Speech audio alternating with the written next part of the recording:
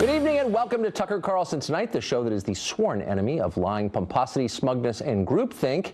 Speaking of those themes, the New York Times, the paper has been under particularly intense fire over the past year and a half for its coverage of the 2016 presidential race. And this isn't the usual, gee, the New York Times has gotten kind of liberal talk you've heard from conservatives for about 4 decades. This is full-throated outrage for many readers who believe the paper abandoned journalism and became an advocacy organization for Hillary Clinton against Donald Trump. The criticism became so relentless that just 2 weeks ago, the Times' public editor, Liz Spayd, wrote a really nice piece with this headline. One thing voters agree on, better campaign coverage was needed. Has anything changed since she wrote that? Liz Spayd joins us now.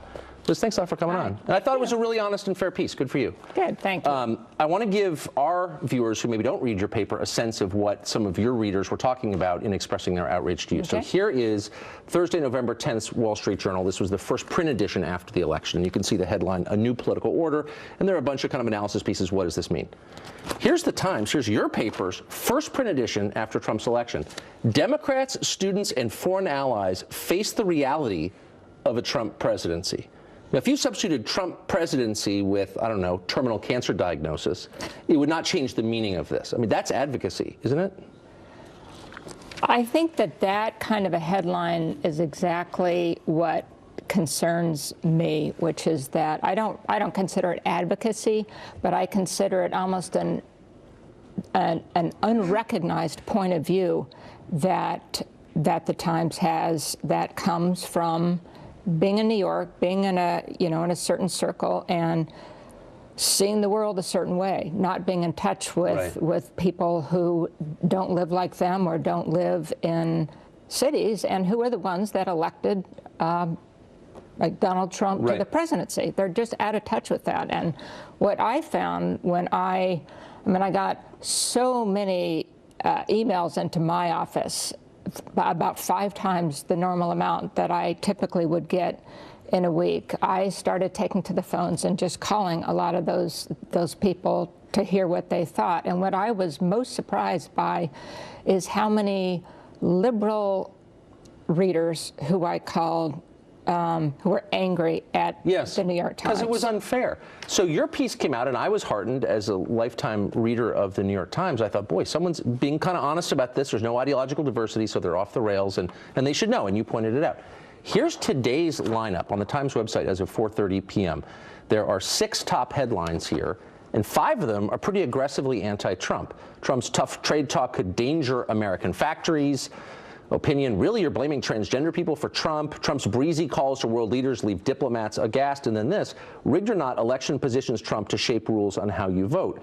In other words, it's Trump who's calling the election rigged, when, of course, it's liberals. It's Hillary and Jill Stein who are actually challenging the election results. This seems like more of the same to me.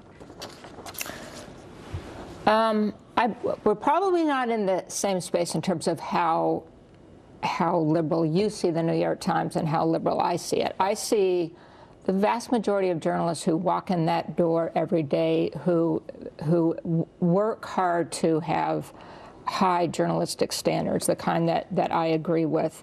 But I do agree with you that especially when it comes to political coverage, that the guns can get pointed too much in one direction. Right. I mean, in fairness to the Times, I would say I get as many letters on Hillary Clinton's emails, and why does the New York Times cover that so much? Why are they so relentless about it? And, you know, so I do think that they're honest. No, the Upper West Side is upset about that. There's no question. Yeah. Now, when you say that the journalists who walk in the front door of the Times building are doing their best to be fair, I would believe you, except I know for a fact that's not true, because I read their Twitter feeds, and I want to give you some examples. Now, these are not opinion columnists. These are not Gail Collins's Twitter feeds. These are Michael Barbaro, for example, who's a straightforward news reporter. Here's one. This is November 15th. Pardon me for asking, but what qualifies Jared Kushner to have a seat at the presidential table? Huh. There's Eric Lipton, another reporter. White House's QVC. It has started. Here's Peter Baker. For a new president from reality television, a cabinet selection that resembles a pageant. Liam Stack, and I'm quoting now, the Electoral College was meant to stop men like Trump from taking office. Are you kidding? These are news reporters saying this stuff? Yeah, I think it's outrageous. I think that should not be. They shouldn't be tweeted, and they shouldn't. And it does concern me that that'd be I mean, everybody's going to have their personal political views. We all do, but they ought to be personal. And if you sign up to be a journalist, then that's what you ought to be. So, you know, when I say that I think the majority do walk in the door, there's hundreds and hundreds of reporters at the New York Times. But these are the ones who are covering politics. These are the famous ones. Yeah. And here are ones that particularly bothered me, because they suggest not just the personal politics on the part of the reporter, but what they believe the mission of the Times is. This is from Michael Barbero, November 9th. This is Election Day. Quote, "We had fearless journalism throughout 2016. Voters wanted what they wanted." In other words, we tried to keep this guy from getting elected, but he did anyway. Peter Baker, same sentiment. This is recently. "Real scandal isn't what the media didn't report. It's what it did, and readers didn't care." In other words, we tried to stop Trump from getting elected, but he got elected anyway. Don't blame us. That suggests they don't understand the mission of a newspaper, which is to bring you the news, not to affect the outcome of a political race. Yeah, I think there's a lot of angst and concern at big media organizations about whether we're going to get blamed by the left, by you know, the half of America that did not vote for Trump, for putting Trump in office. And so I do think that you see a lot of that sentiment out there. Yes, but is there concern, as much concern, about non-left readers like me? No, I don't think there is. Here's my honest, and you're not responsible for this, and I don't mean to bark at you about it, but where are the editors here? I mean, if I was the New York Times and my editors were tweeting crap like that, I would say, you stop that right now or I'm firing you. Why don't they do that?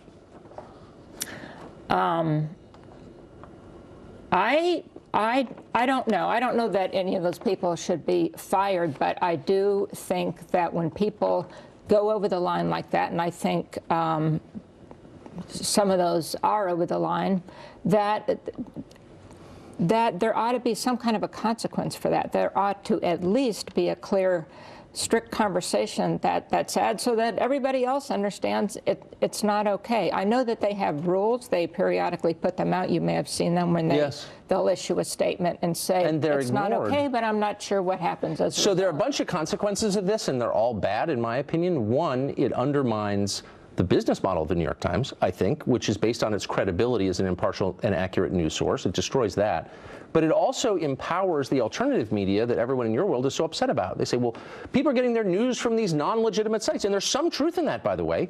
Why is that happening? Because legitimate so-called sites like the New York Times or NBC News or the Washington Post have so debased themselves that people feel like, I'm going somewhere else. Do you see that phenomenon? Not as much as you do. I think Fox News has debased itself more so in the opposite way. They're not, you know, I don't think that Fox News holds the middle ground of sort of honest. Here's the difference.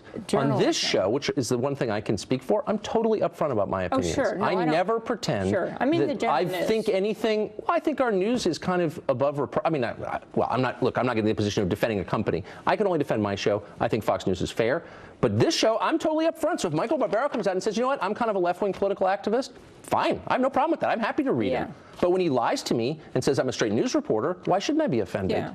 Well, I am not defending those kind of tweets, and I do agree with you that I just don't agree with some of the terms that they're debasing journalism. I don't agree with that, but I do agree that it makes no sense to me in terms of what the New York Times claims it is and wants to be. And as you say, their business model, they have a business model that is based less on advertising and more on getting subscriptions from people. And why would you cut off half of America and make them feel like this is not their New York Times? But also there's a high-handedness. When they start lecturing me about fake news, you guys have been on this obsessive jihad against fake news. I'm thinking, well, I kind of believe that Iraq had massive stockpiles of weapons of mass destruction because I read it in the New York Times. And of course, that wasn't true. I thought maybe Tawana Brawley was telling the truth because I read it in the New York Times. So to lecture me or the rest of the country about fake news, not really in a position to do that. Fair? I think that there's a category of fake news that goes out, and you know this, that is intentional. It's intentionally trying to trick you into something.